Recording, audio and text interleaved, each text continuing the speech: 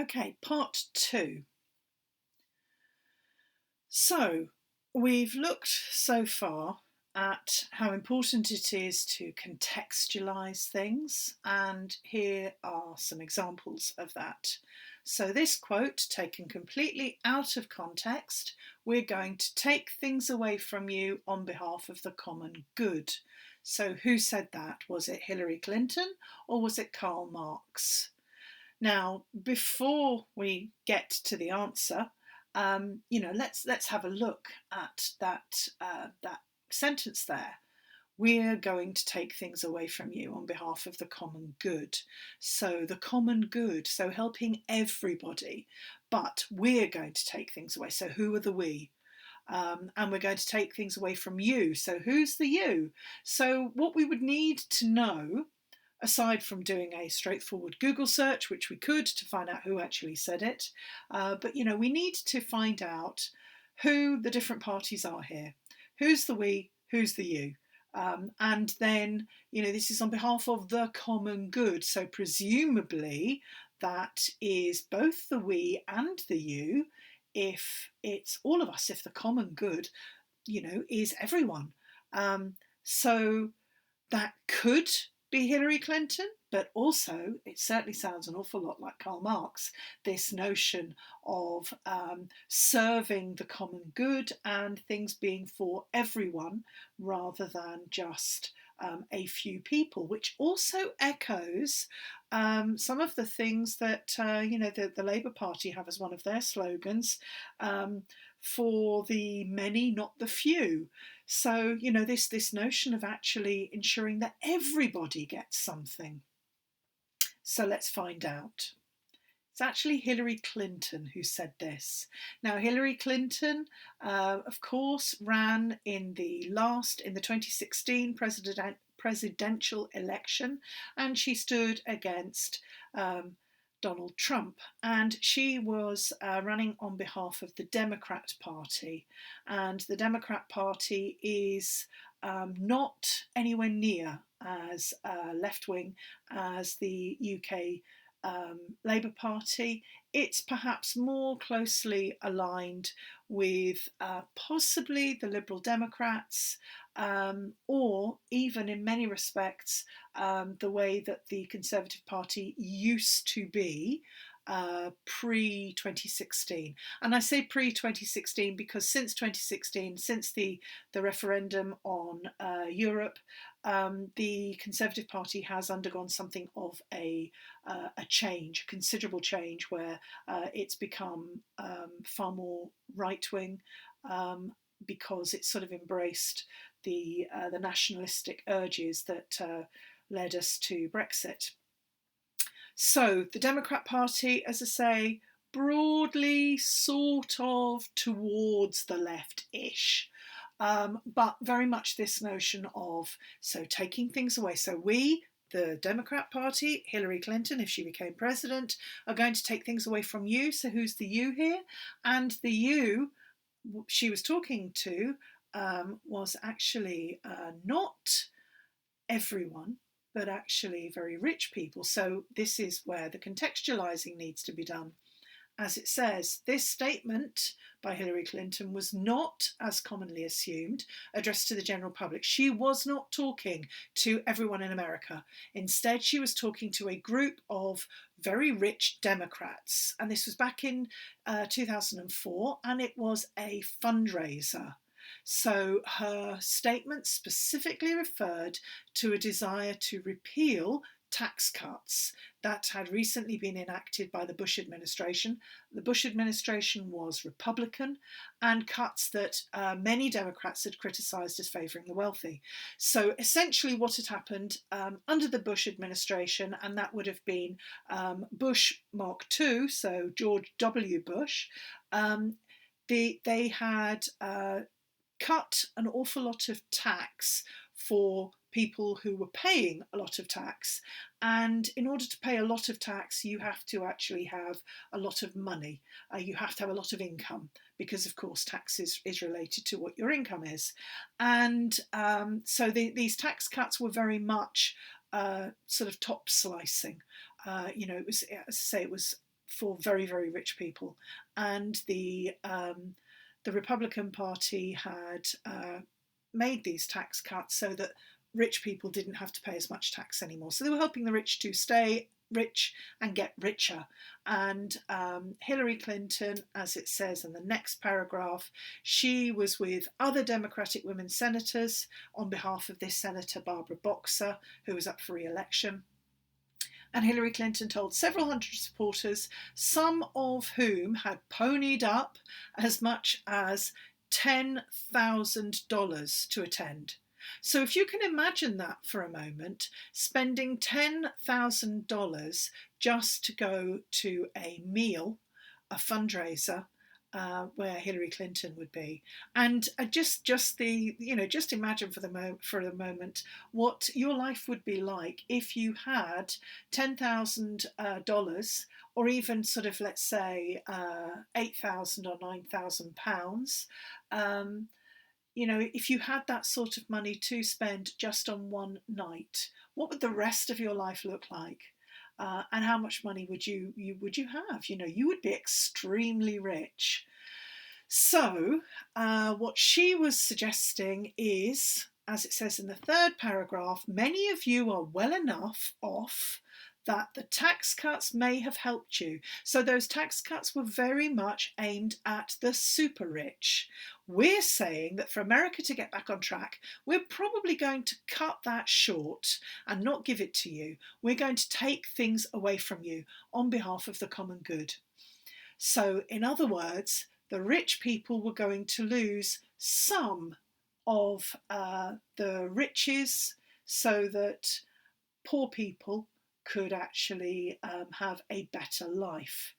But, taken out of context, we're going to take things away from you on behalf of the common good.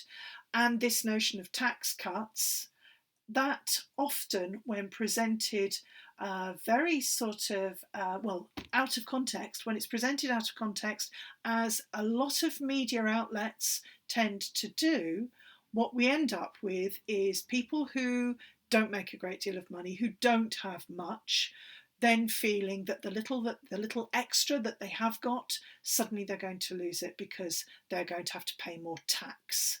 And that wasn't what Hillary Clinton was suggesting. So, that's something to be very aware of when you're reading the news and reading about any political party, or for that matter, anyone in the public eye. If you see things that suggest that you are going to lose something, read around it, read more, contextualize it, find out for yourself what's actually being said. Who was this actually said by? Who was it said to? So who is the producer? Who is the audience? All the stuff that we've been looking at throughout this term. Look at who produces this text, who is listening to this or who is reading this, and then what else was going on around it.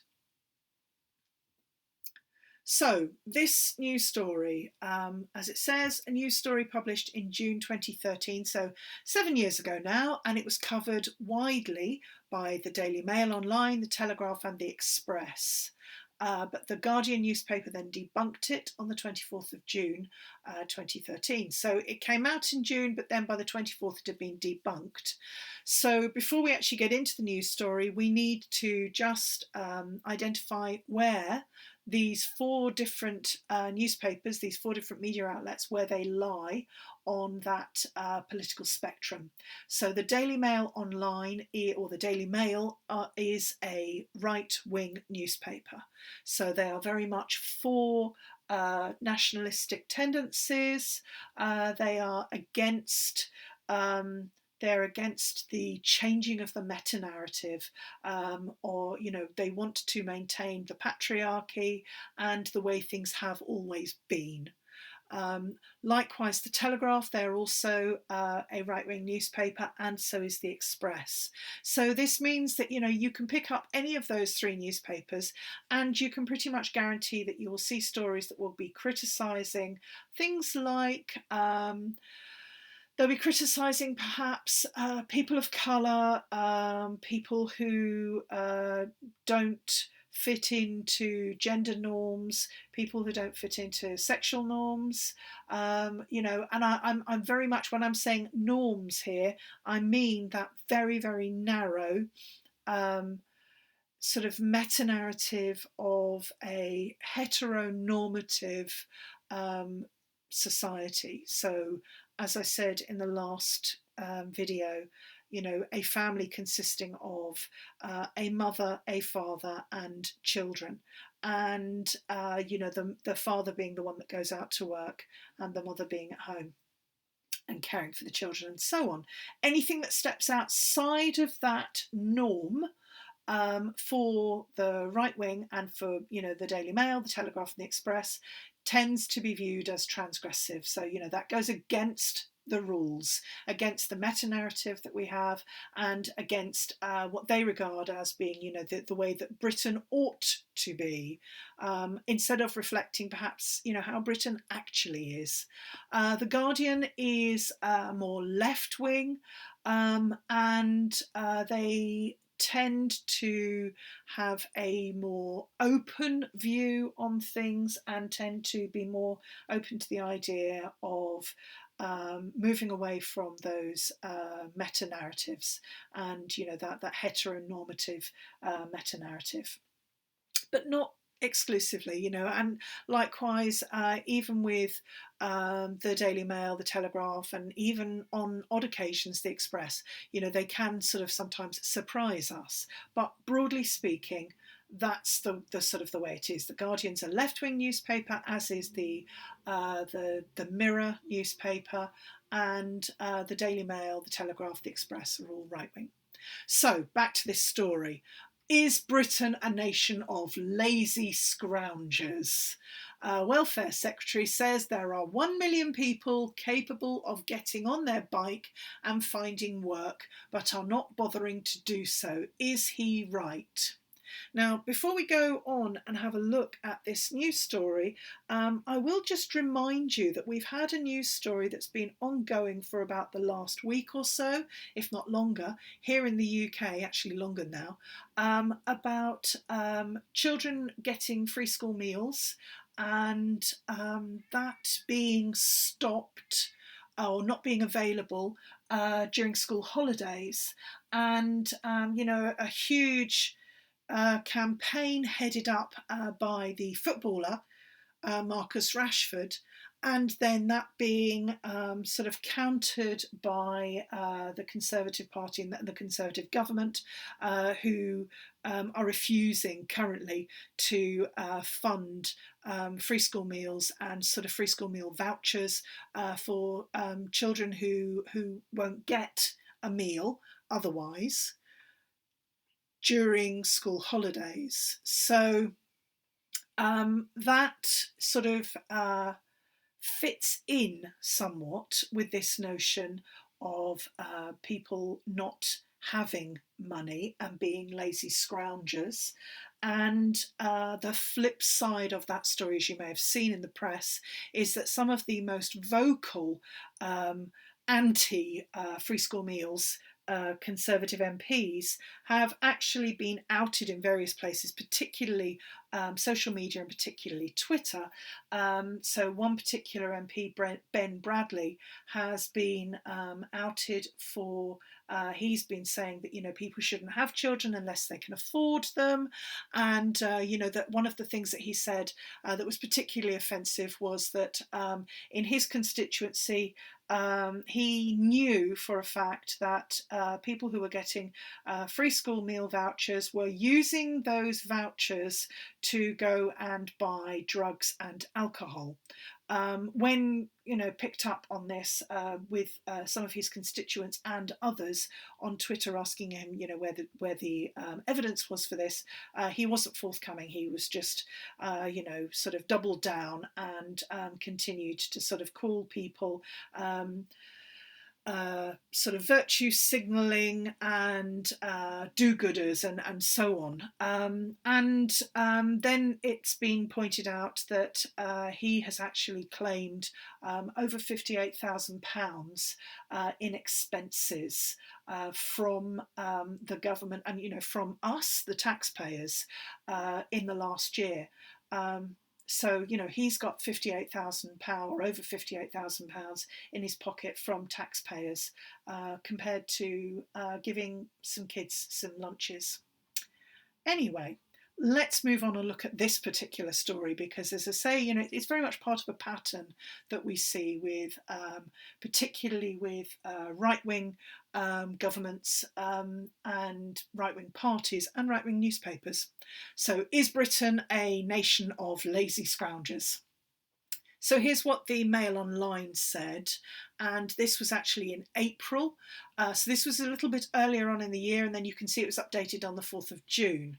So, revealed the staggering number of people who are fit to work but have been on benefits for 3 years. 4 out of 10 work-related benefits claimed by long-term unemployed. Ian Duncan Smith released his report, which includes the damning figures. Ministers under fire for capping benefits at £26,000 a year per household. Study found a third of all children are not living with both birth parents. So, if we were to begin to unpick that, first of all, I would probably, if it was me unpicking this, the first thing I would pick up on would be that last point. Study found a third of all children are not living with both birth parents. What does that have to do with people being fit for work and being on benefits for 3 years? What's the connection? Because I can't see one. Unless, of course, the implication here, and this is what we have to remember, that there is an additional connotation that we, the audience, are supposed to infer from this collection of supposed facts. That children who do not live in the traditional nuclear family of one mother, one father, and children, where the parents are married, and have very much that heteronormative relationship. Children that do not live in that setting are therefore more likely to live in a home where someone is receiving benefits. That's the implication, that if you don't have one mother, one father, living together, married, and so on and so forth, then you are more likely to be a lazy scrounger. That's the implication. So that would be sort of one of the things that I personally would jump on. But we also need to unpick this, the language that we have here, the staggering number of people. So that use of that adjective there, that staggering, we would be staggered, so shocked. So this is a shocking number. So that we are being told straight away that we should be shocked, horrified by this number of people who are fit to work but have been on benefits for 3 years. So the implication is these people are hoodwinking, deceiving, lying to everyone, to the hardworking taxpayers, and therefore we should be very angry, we should be horrified, we should be shocked, angry, and we should therefore turn on these people who are fit to work but are too lazy. They've been collecting all of this money, they've been scrounging. That's, as I say, the implication. So 4 out of 10 work-related benefits claimed by long-term unemployed. Now, this notion of long-term unemployed, that's something that we really perhaps need to look at and research to find out what they mean. And, as we'll often find, when it says long-term unemployed, that means that people have not been able, of course, to work for obviously a long time. There are often very sound reasons for long-term unemployment. Either most of the time it's because people have severe health problems, and this could be ongoing illnesses. It could be terminal illnesses. And those illnesses may be both physical and mental, or one or the other. But something that where people are unable to work any longer. So Ian Duncan Smith, who was the minister at the time, releases this report, which includes the damning figures. So that's the other thing that I would be picking out. I'd be picking out things like damning, staggering.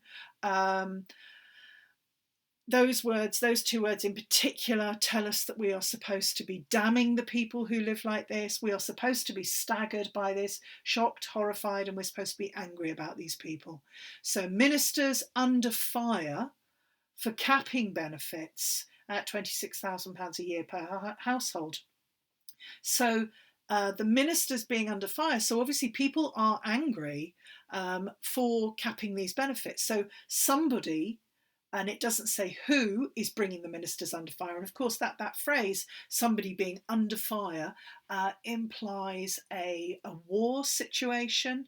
If you are under fire, you are generally in the middle of a battle, and you are under fire, somebody is shooting at you. So the ministers are in a battle situation because they've capped benefits. They've stopped benefits from going over £26,000 a year per household, not per person, per household. So if we think about how much minimum wage is and how much £26,000 a year compares to I think MPs earn somewhere around about £80,000 a year. And, certainly if we think back to Ben Bradley that I mentioned, who has claimed over £58,000 just in the last year in expenses, which takes him to, somewhere around about £130,000 plus. And also, if you think quite recently that our own Prime Minister, Boris Johnson, has recently said that he finds it extremely hard to financially cope on £150,000 a year. Which is, his pay as Prime Minister, and that doesn't include any additional pay that he may get from consultancies, or whatever. And that's the thing as well to remember, is that MPs receive money for consultancy work, and often they will only do sort of a day or two here and there, and they get paid a great deal of money. Compare that to a family of, could be four, could be five, and it could be that heteronormative ideal family that the right-wing newspapers like the Daily Mail would like everyone to be in. So husband, wife, and maybe 2 or 3 children. And let's say, for example, that maybe the husband is severely ill, with perhaps a long-term health complaint, and perhaps also the mother is, or it may be that the children are very young, and she maybe can sort of go out and do some part-time work, but there isn't a great deal, and particularly now with the lockdown and so on, and unemployment figures climbing, they are a family of 5, potentially their benefits are capped at £26,000 per year. Compare that, as I say, to MPs and so on. So you may have guessed that I'm not very much in favour of MPs at the moment, but we can read the context around all of this, and we can pick out exactly what the Daily Mail is getting at here. So yes, there's an awful lot of combative language going on here. Staggering, damning, under fire. And then, the study found 1/3 of all children are not living with both birth parents. Shock, horror. Okay, so we're going to leave it there, just to give you a moment to recover from my rant. But actually, we're going to come back to it in a moment for the last bit. So do go and find out a bit more about those right wing newspapers. So the Daily Mail, the Express, the Telegraph, and have a look as well at the Guardian, because that's the left wing newspaper, and the Guardian is not innocent at all. So yeah, go and have a look at those, and we'll come back in a few moments.